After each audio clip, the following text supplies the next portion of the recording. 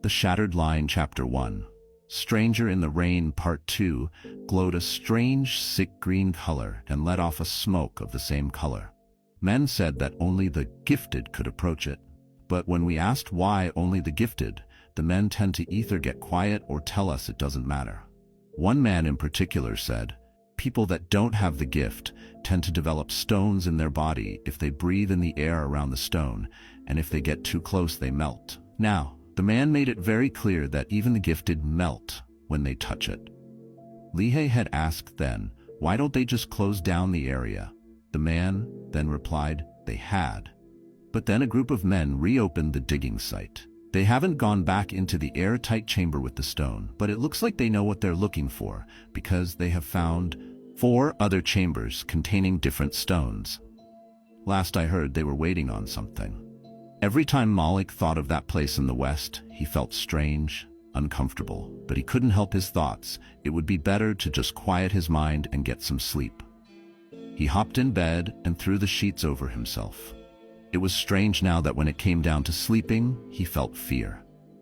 You see, sometimes at night, Malik would have night terrors.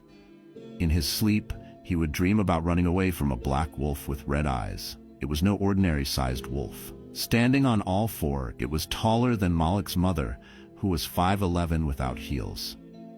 The dream would always be him running and making no progress. The creature seemed to always stand in one place and keep up with him. Truth is, it didn't move much until it growled or talked, but that's the part that Malik would hate the most, when it would say in a double-coded voice, "Give me control, lend me your life." It expected him to give up and let him eat his head body. It would look at him with blood lusting in its crimson eyes. It was a dark silhouette against a brighter darkness, a dark that was more tint and less tone. He would wake up with a start, sweating out of every pore and drooling from the mouth. After that, he would usually just lay in his bed wondering. Dreams weren't supposed to be clear, but this one was clear, and he always remembered. He lay motionless in the bed and let the silence surround him. He reopened his eyes after a restless half-hour of staring at the back of his eyelids. The shadows in the dead of night always did the strangest thing. It was as if the more you stared at that single area in the corner where both walls met the roof, the more shadows that gathered there. Quite frankly, that just upset him. To him, it was strange and a bit eerie and creeped him out. He then turned onto his side and began to recall the Saturday before, when he noticed that there were more people moving through the house.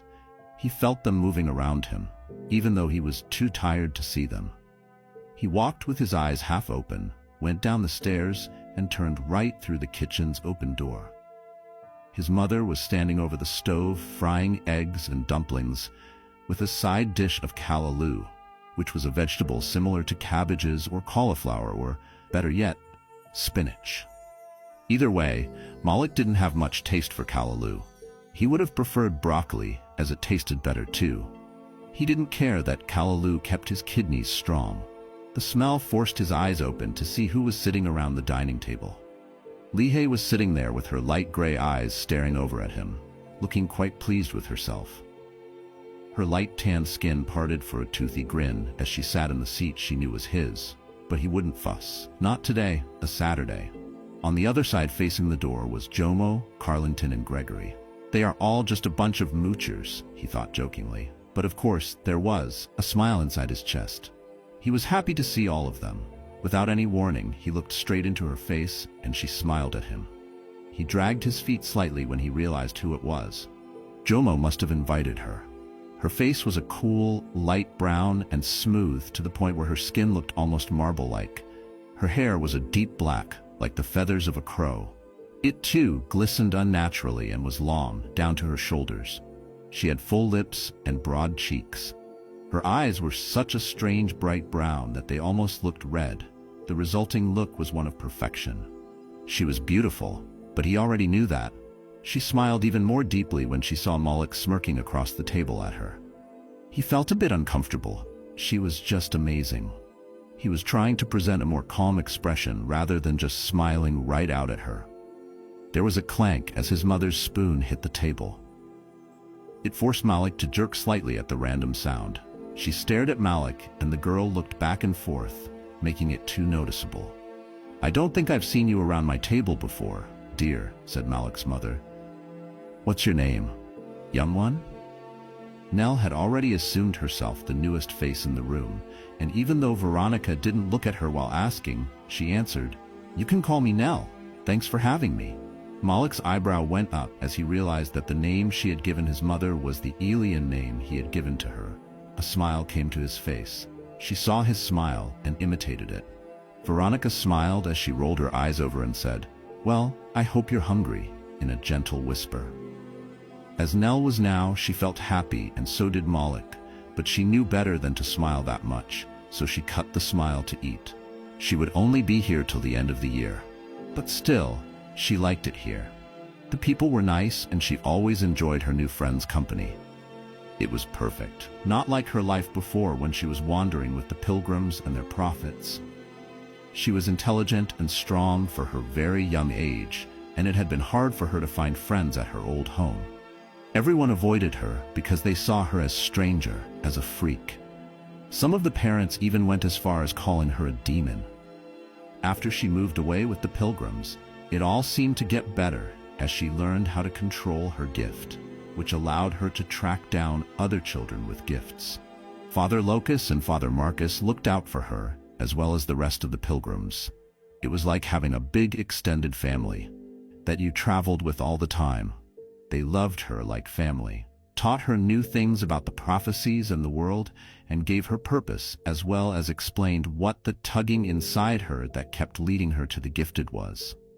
9 months ago, after the discovery of the first tomb in the catacombs under the fallen city of Cyrus Argus, there was a massive pull to the east. The farther east they got, the stronger the pull would get, until they reached Ales village. The pulling seemed to get less and less the closer she got to Malik. He was the one they were looking for. She knew it. She felt it. She dreamed about it. When would she get to tell him? She was wondering how to approach his mother and him about it, and also wondered whether he would want to go. She feared his answer. One day she would have to speak to his mother privately. It would be nice to find out that she believed in the ancient ways. But even if she believed in the prophesy, what would she say? Would she let him? No. She cut herself short. The tombs had been found, and it would be wise to hurry. Ancient science and magic had constructed the tombs, and they may have been made to keep strangers out, but they were also meant to keep truly powerful things and entities in. It would be nothing short of a mistake to let them continue to excavate the site. Who knew how many people had the blood of royalties flowing through them? It had been over 1,000 years ago. Her mind drifted off for a second. "I have homework," she thought. What was it? Math. She refocused on Malik. He could help turn the tide of the war that would eventually happen over the tombs of Talam Argus. "I'll tell them tonight." "Hey, stop that and finish your food. Seriously, where do you go when you zone out like that?" whispered Malik to her from across the table. He didn't smile. He looked sincerely worried. "You okay?" She smiled at him, but in her mind the one thing she thought of was the fact that she had to tell the elders that she had found him. They were already way past the allotted time to search for the prophesied child. She would have to act, and soon, before another prophet felt the pull of a gifted. The nomads would have to believe she could feel the pull coming from him. Malik watched her discreetly. He knew he felt that something was wrong. He didn't know what to say to her. Any number of things could be wrong. The food could have tasted funny to her. It was a well-known fact that most of the prophets couldn't cook. Then he remembered it could be what had happened in the past. What she said had happened to her family. Nothing he thought of ever seemed good enough to say when it came to that, so he mostly just tried to change the subject. After breakfast, Malik and Nell went for a walk in the backyard. She stopped him under a tree. The truth was that everyone else seemed wrapped up in their own conversations. Nell excused herself, and Malik just followed. "I've been meaning to ask you something. Do you know why I've come to this island?" She was too eager, or at least that's how she saw herself at that second. "I didn't think you would need a reason, being a pilgrim of the faith," said Malik, smiling to himself. "Oh yeah, I know a thing or two about you guys." "Yes, but beyond that, what do you think I'm here for? Tell me and I'll know." I am a gifted, but I'm a rare kind. Aren't gifted themselves rare? Yes, but me even more so. I can feel out the others before their ability manifests. Malik reached for his chest, gently ruffling his white cotton shirt. She didn't seem to notice the action as she took another breath and looked at him. He was very silent for a time. He seemed confused, but she knew it was just doubt. He couldn't understand why she was saying this, but yet he could. It took him some time to gather his thoughts. There was a very serious look on her face now that made him uncomfortable. What is she trying to say? He looked around instead of directly at her. Why are you telling me this? Malik said, turning away and then kneeling to sit in the grass. She landed close beside him, brushing shoulders with his and wrapping her arms around her knees.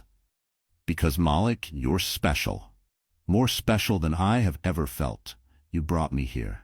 I felt your gift from far into the west. Really? He said disbelievingly. He still wasn't looking at her. He just sat there looking out into the air at the clouds and then to the ground at the grass. They both sat there, just looking out into the space before them, his mother's backyard filled with beautiful nameless flowers, reds, purples, and blues.